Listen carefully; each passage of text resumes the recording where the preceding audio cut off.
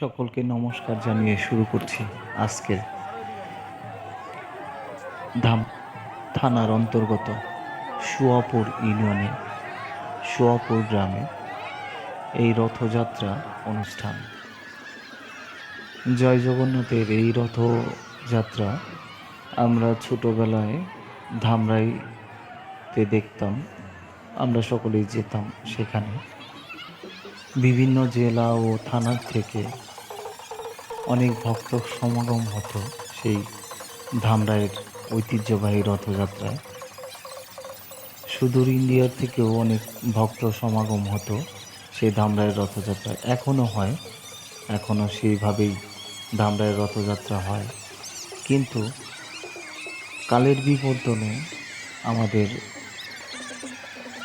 আশেপাশেই যুব সংঘের উদ্যোগে অনেক রথ হয়, রথযাত্রা হয়।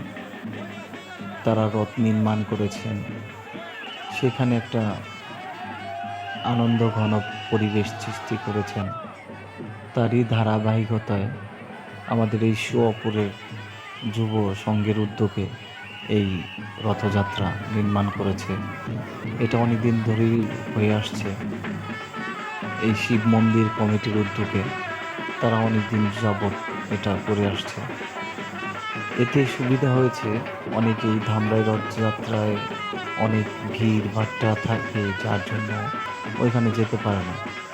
তাই আশেপাশে অনেক ভক্তের সমাগম হয় সুয়াপুরে জয় জগন্নাথের এই রথযাত্রায়। তাই সকলেই সুয়াপুর শিব মন্দির উদ্যোগে যে রথযাত্রা অনুষ্ঠানটি